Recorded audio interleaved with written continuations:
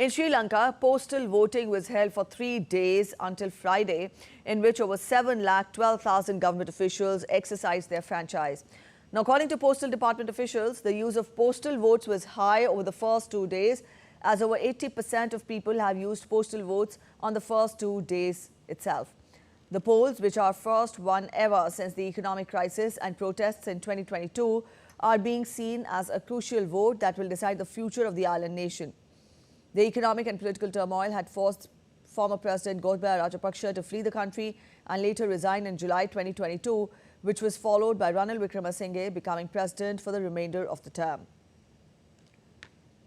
The election is seen as a referendum on incumbent president's 2 years at the helm of a fragile economy, making efforts towards a recovery.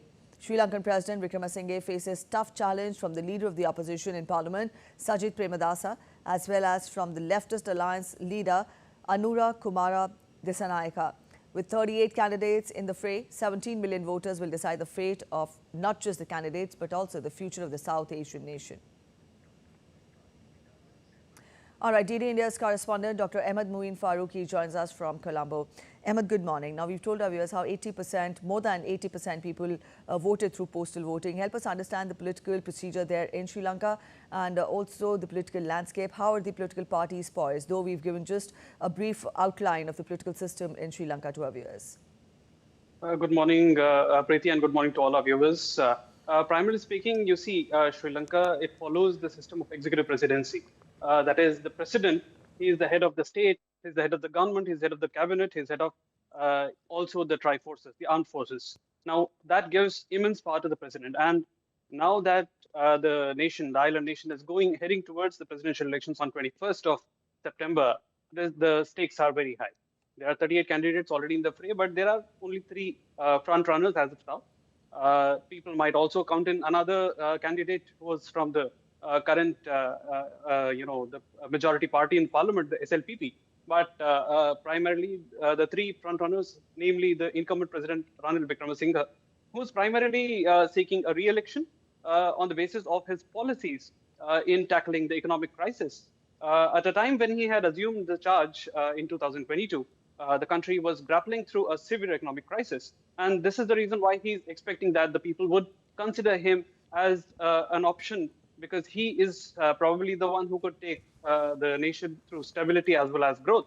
And that is one of his thoughts. However, he had, during the tenure, he had taken a certain unpopular decisions, which included increasing the taxes as well as increasing various other tariffs, which was seen as something which caused a huge turmoil on the people who were already grappling through very high inflation of about 70%.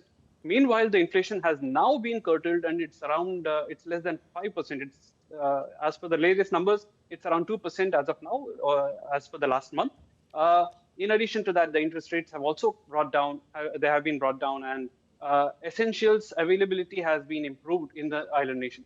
Meanwhile, currently scenario is that the other opposition candidate from the Samagi Jana Balavegaya is JP. He's the leader of opposition, Sajith Premadasa. He is considered to be a challenger, and he has always been talking of providing a cleaner and a very systematic kind of a government. He is also talking of revamping the corrupt practices and how to bring about a systems change.